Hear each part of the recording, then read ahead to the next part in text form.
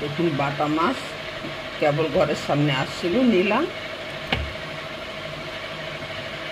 বাটা মাছ সস্তায় পাওয়া যায়, এই জন্য 100 টাকা কিলো। চলুন আজ বাটা মাছ দিয়ে কিছু বানাই, সাথে থাকুন।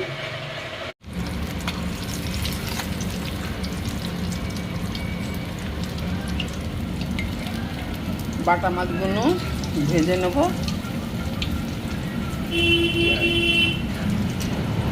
এরকম মনে হয় আমি রোডের উপরে আছি, গাড়ি ঘোড়া যা যাবে দরজার সামনে দিয়ে এত আওয়াজ আসে, মনে হয় যেন রোডের উপরে।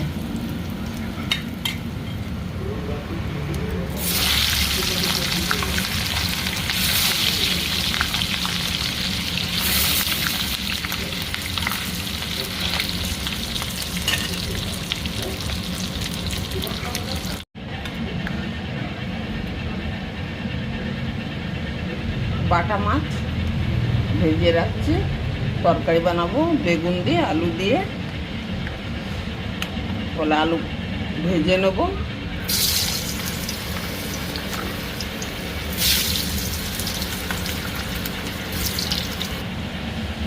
আজকে রাত্রে ভিডিও বানাচ্ছি বন্ধুরা, সাথে থাকবে। বাটা মাছের পর এই পটল খোলা হয়ে গেছে, খোসা 2 ভাগ করে ভেজে নেবো। সাথে আলু এরকম গোল গোল করে ভাজবো। এই আলু এটুকু আলু ভাজা হবে, পটল ভাজা হবে, আর এই বাটা মাছ দিয়ে বেগুন দিয়ে তরকারি হবে।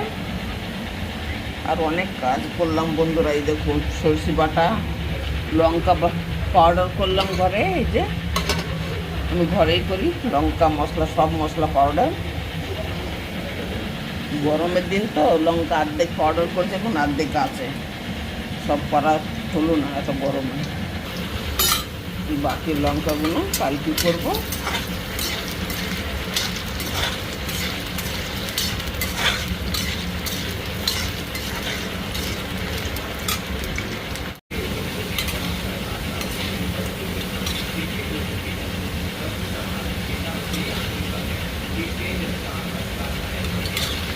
ভাজা হয়ে গেছে না, নামাই ফেলি।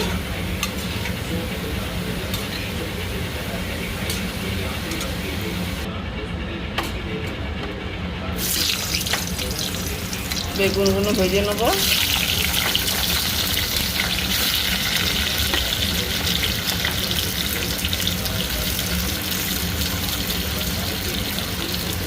আলু তো অল্প একটু লবণ হলুদ দিয়েছিলাম, লবণ দিয়ে না, বেগুন একটু লবণও দেবো হলুদের সাথে।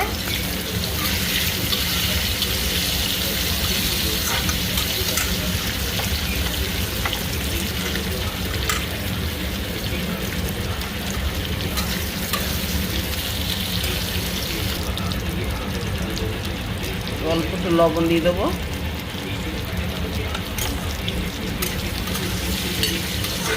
ভালো করে ভেজে নেবো।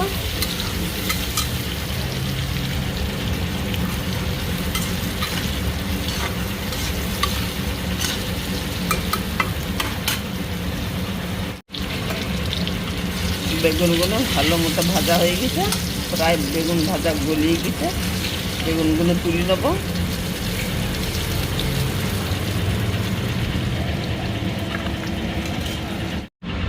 তেল গরম হয়ে গেছে, তেলে দিয়ে দেবো জিরে,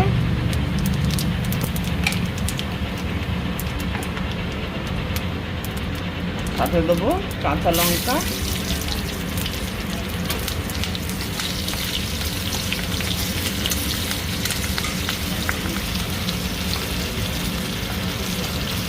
দেবো ভাজা আলুগুলো আগে।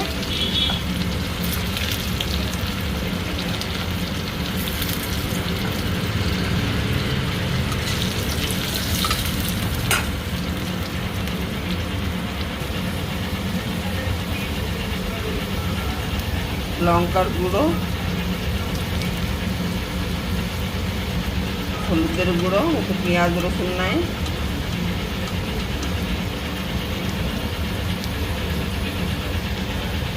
লবণ,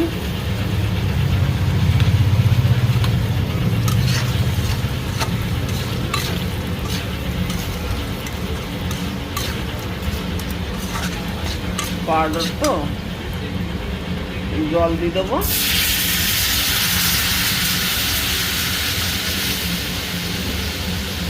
জিরে ধনে পাউডার, জিরে ধনে পাউডারটা তরকারি নামানো রাখে দেবো, ভাজা মশলা তো এতে দেবো না, তরকারিটা ফুটিয়ে নেই।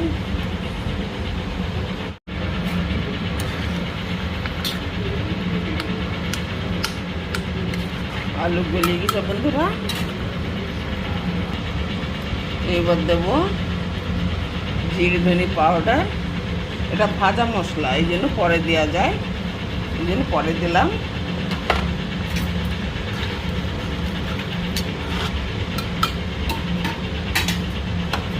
দিয়ে দেবো বেগুন ভাজা,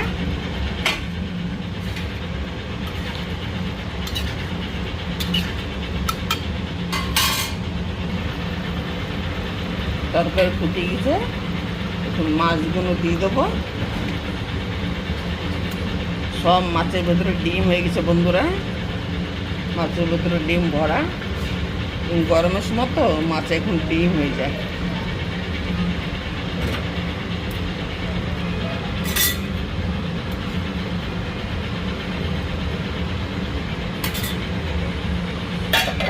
ঢেকে দিই 5 মিনিট। বেগুন দিয়ে মাছের ঝোলটা রান্না হয়ে গেল। যারা চ্যানেলে নতুন, চ্যানেলটাকে সাবস্ক্রাইব করে দেবেন, লাইক শেয়ার আর কমেন্টে বলবেন সিম্পল বেগুন দিয়ে বাটা মাছের ঝোল কেমন হলো। ধনে পাতাও দিয়ে দিলাম। আমার ভিডিও দেখার জন্য ধন্যবাদ। সবাই সাথে থাকবেন, চ্যানেলটাকে সাবস্ক্রাইব করে দেবেন।